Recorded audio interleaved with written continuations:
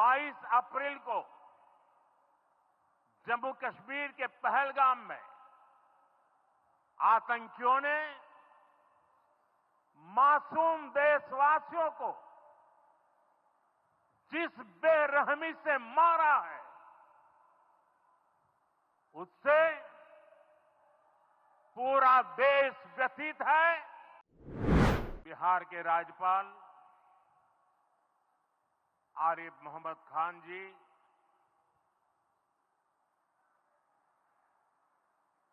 यहां के लोकप्रिय मुख्यमंत्री मेरे मित्र श्रीमान नीतीश कुमार जी, मंच पर उपस्थित अन्य सभी वरिष्ठ महानुभाव और बिहार के मेरे प्यारे भाई और बहनों, आज पंचायती राज दिवस के मौके पर पूरा देश मिथिला से जुड़ा है, बिहार से जुड़ा है। आज यहां देश के, बिहार के विकास से जुड़े हजारों करोड़ रुपए के प्रोजेक्ट का शिलान्यास और लोकार्पण हुआ है। बिजली, रेल, इंफ्रास्ट्रक्चर के इन विभिन्न कार्यों से बिहार में रोजगार के नए मौके बनेंगे। आज राष्ट्र कवि रामधारी सिंह दिनकर जी की पुण्यतिथि भी है। मैं उन्हें विनम्र श्रद्धांजलि अर्पित करता हूं। साथियों, बिहार वो धरती है जहां से पूज्य बापू ने सत्याग्रह के मंत्र का विस्तार किया था। पूज्य बापू का दृढ़ विश्वास था कि जब तक भारत के गांव मजबूत नहीं होंगे, तब तक भारत का तेज विकास नहीं हो पाएगा। देश में पंचायती राज की परिकल्पना के पीछे यही भावना है। बीते दशक में पंचायतों को सशक्त करने के लिए एक के बाद एक कदम उठाए गए। टेक्नोलॉजी के माध्यम से भी पंचायतों को मजबूत किया गया। बीते दशक में 2 लाख से ज्यादा ग्राम पंचायतों को इंटरनेट से जोड़ा गया है। 5.5 लाख से ज्यादा कॉमन सर्विस सेंटर्स गांवों में बने। पंचायतों के डिजिटल होने से एक और फायदा हुआ है। जीवन मृत्यु प्रमाण पत्र, भूमि धारण प्रमाण पत्र, ऐसे कई दस्तावेज आसानी से प्राप्त कर सकते हैं।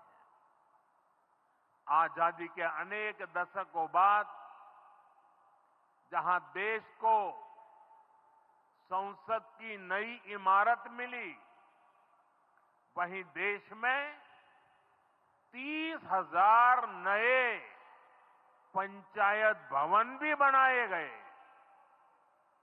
पंचायतों को पर्याप्त फंड मिले, ये भी सरकार की प्राथमिकता रही है। बीते 10 साल में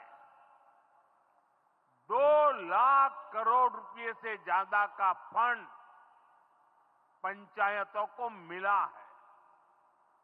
ये सारा पैसा गांव के विकास में लगा है। साथियों, ग्राम पंचायतों की एक और बड़ी समस्या भूमि विवाद से जुड़ी रही है। कौन सी जमीन आबादी की है, कौन सी खेती की है, पंचायत की जमीन कौन सी है, सरकारी जमीन कौन सी है, और इन सारे विषयों पर अक्सर विवाद रहता था। इसके समाधान के लिए जमीनों का डिजिटलीकरण किया जा रहा है। जमीनों के रिकॉर्ड का डिजिटलीकरण से अनावश्यक विवादों को सुलझाने में मदद मिली है। साथियों, हमने देखा है कि पंचायतों ने कैसे सामाजिक भागीदारी को सशक्त किया है। बिहार देश का पहला राज्य था जहां महिलाओं को इनमें 50% आरक्षण की सुविधा दी गई, और इसलिए मैं नीतीश जी का अभिनंदन करता हूं।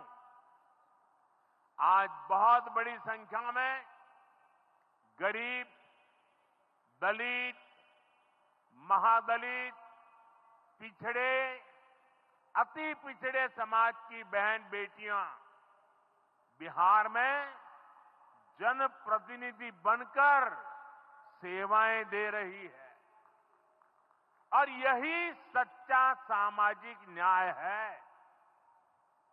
यही सच्ची सामाजिक भागीदारी है। लोकतंत्र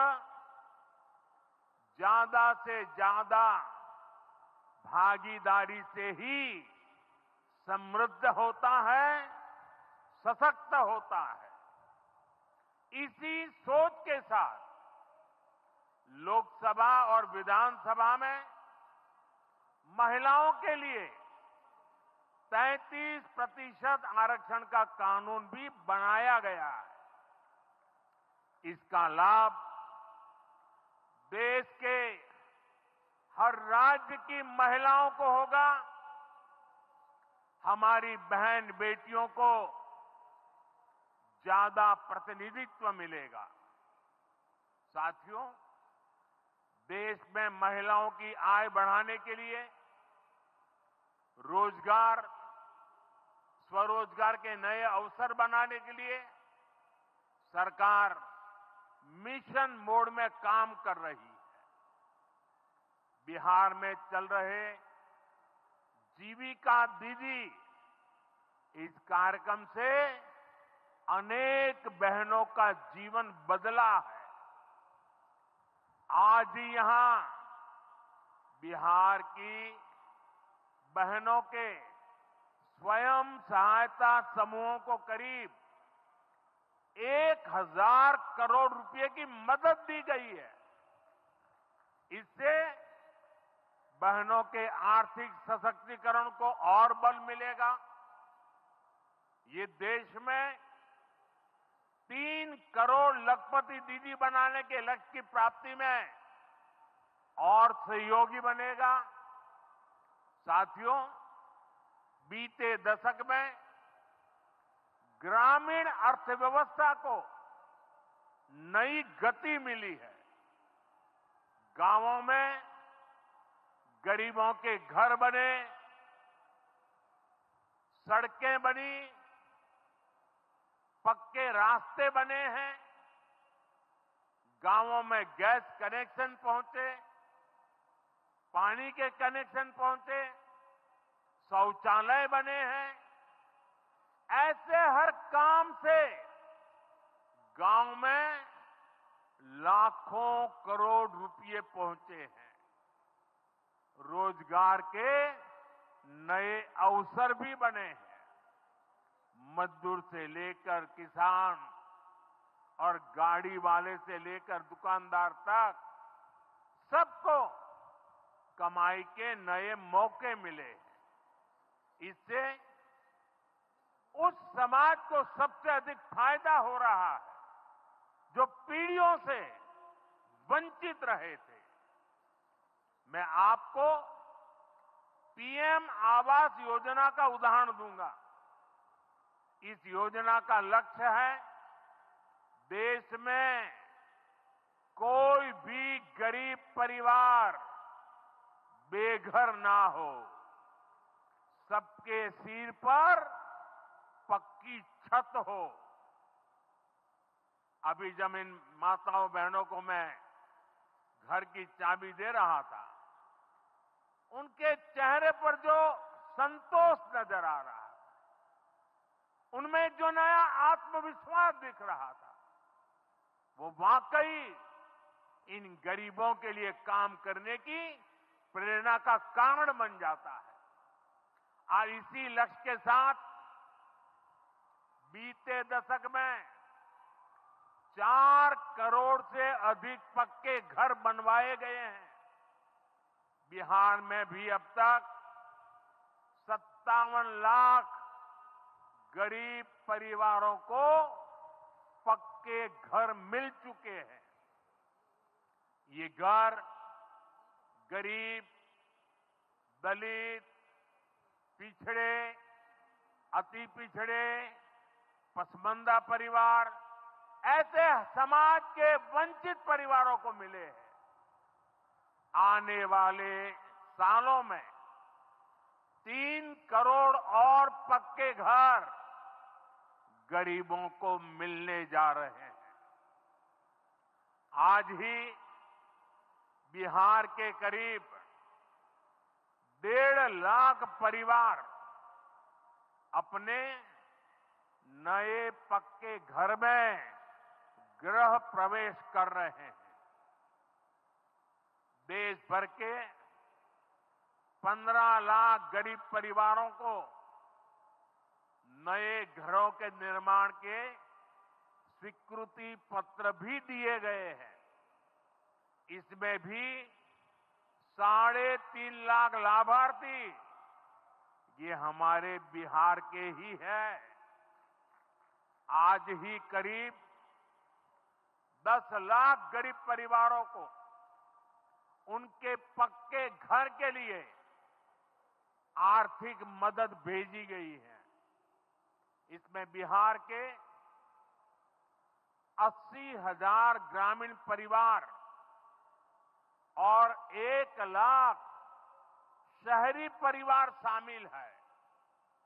साथियों, बीता दशक भारत के इंफ्रास्ट्रक्चर का दशक रहा है। ये आधुनिक इंफ्रास्ट्रक्चर विकसित भारत की बुनियाद को मजबूत कर रहा है। देश के 12 करोड़ से अधिक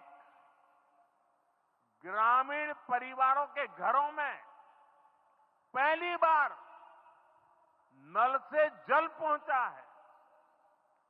2.5 करोड़ से अधिक घरों में बिजली का कनेक्शन पहुंचा है। जिन्होंने कभी सोचा नहीं था कि गैस के चूल्हे पर खाना बनाएंगे, उनको गैस सिलेंडर मिले हैं। अभी हाल में आपने खबर पढ़ी होगी, लद्दाख और सियाचिन में जहां सामान्य सुविधाएं तक पहुंचानी मुश्किल होती हैं, वहां अब 4G और 5G मोबाइल कनेक्शन पहुंच गया है। ये दिखाता है कि आज देश की प्राथमिकता क्या है।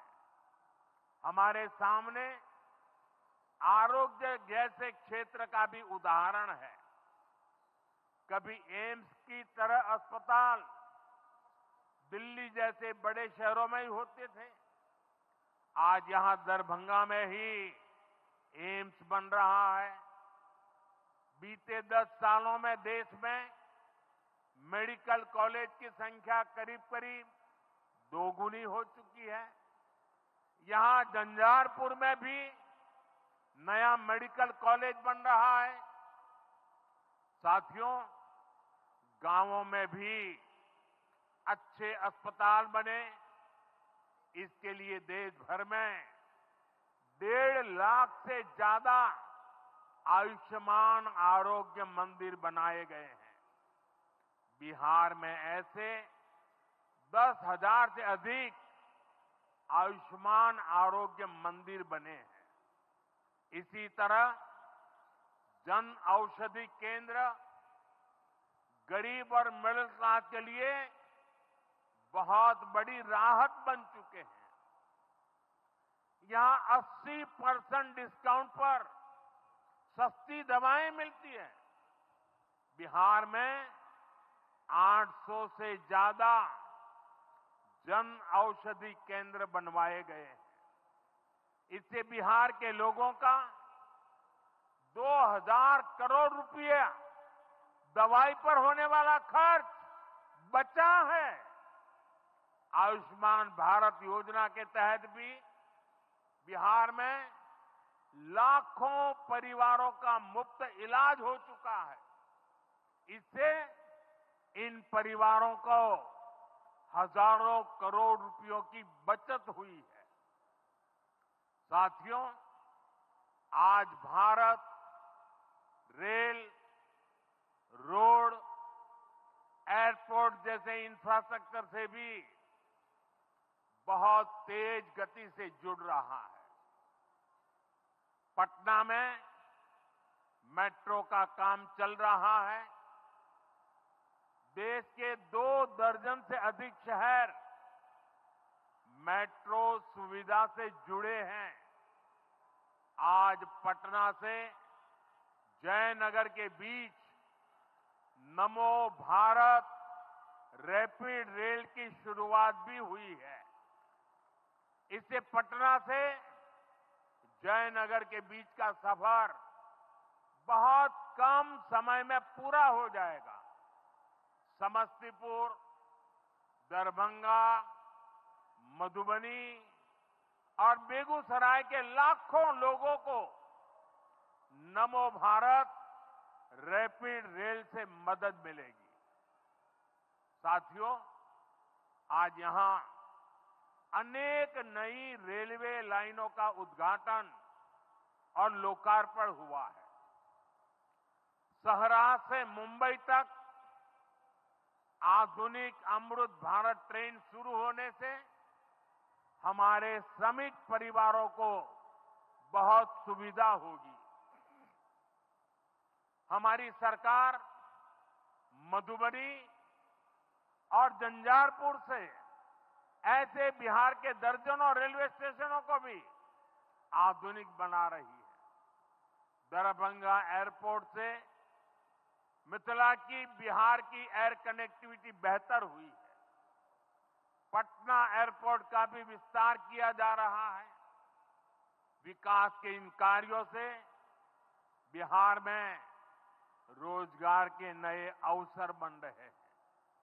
साथियों, हमारे किसान ग्रामीण अर्थव्यवस्था की रीढ़ है।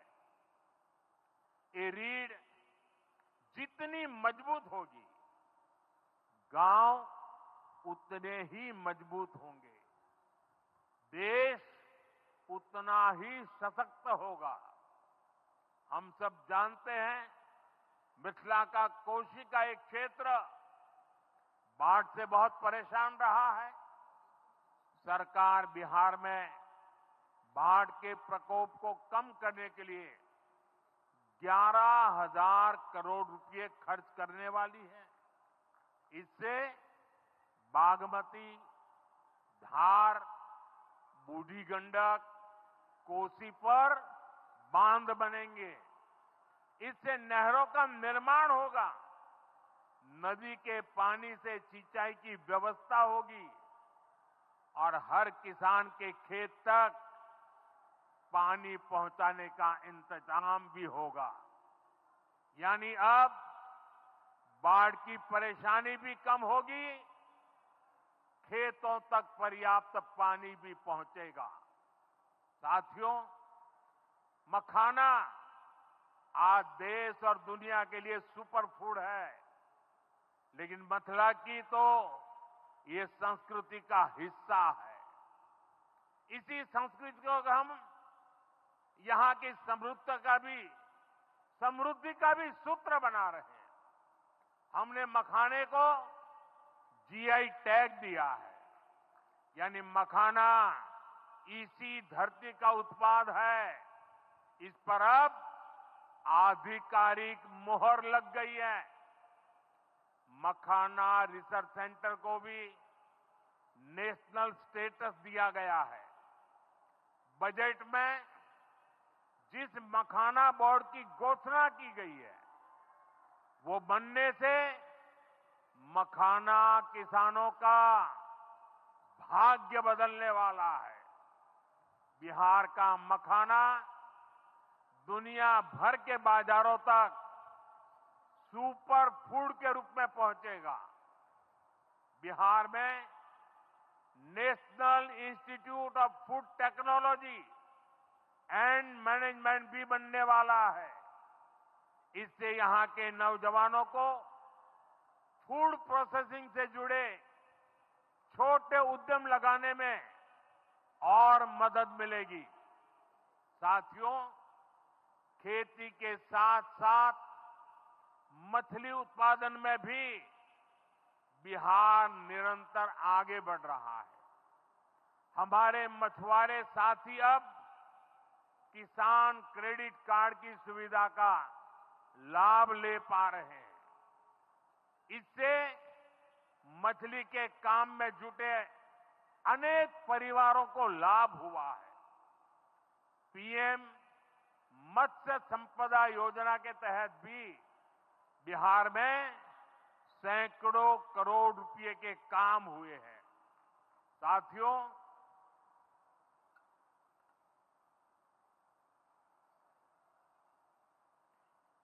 साथियों 22 अप्रैल को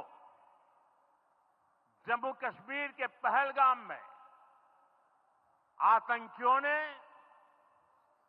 मासूम देशवासियों को जिस बेरहमी से मारा है, उससे पूरा देश व्यथित है। कोटि कोटि देशवासी दुखी हैं। सभी पीड़ित परिवारों के इस दुख में पूरा देश उनके साथ खड़ा है। जिन परिवारजनों का अभी इलाज चल रहा है, वे जल्द स्वस्थ हो, इसके लिए भी सरकार हर प्रयास कर रही है। साथियों, इस आतंकी हमले में किसी ने अपना बेटा खोया, किसी ने अपना भाई खोया, किसी ने अपना जीवन साथी खोया है। उनमें से कोई बांग्ला बोलता था, कोई कन्नड़ा बोलता था, कोई मराठी था, कोई ओडिया था, कोई गुजराती था, कोई यहां बिहार का लाल था। आज उन सभी की मृत्यु पर करगिल से कन्याकुमारी तक हमारा दुख एक जैसा है, हमारा आक्रोश एक जैसा है। ये हमला सिर्फ निहत्थे पर्यटकों पर नहीं हुआ है। देश के दुश्मनों ने भारत की आत्मा पर हमला करने का दुस्साहस किया है। मैं बहुत स्पष्ट शब्दों में कहना चाहता हूं, जिन्होंने ये हमला किया है, उन आतंकियों को और इस हमले की साजिश रचने वालों को उनकी कल्पना से भी बड़ी सजा मिलेगी। सजा मिलकर के रहेगी।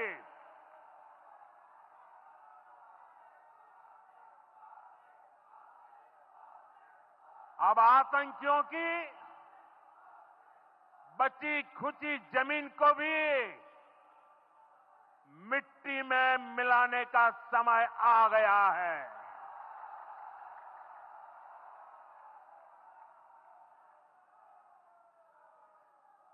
एक सौ चालीस करोड़ भारतीयों की इच्छा शक्ति अब आतंकी आकाओं की कमर तोड़ कर रहेगी।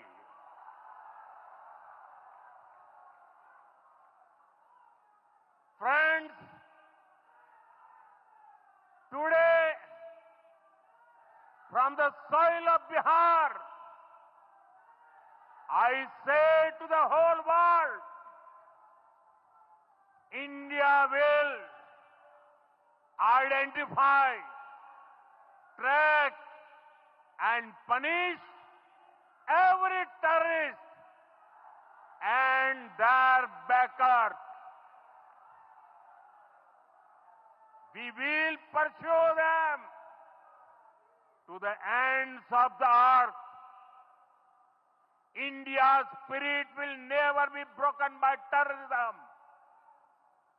Terrorism will not go unpunished. Every effort will be made to ensure that justice is done. The entire nation is firm in this resolve. Everyone who believes in humanity is with us. I thank the people of various countries and their leaders who have stood with us in these times. साथियों, शांति और सुरक्षा ये तेज विकास की सबसे जरूरी शर्त है। विकसित भारत के लिए विकसित बिहार जरूरी है।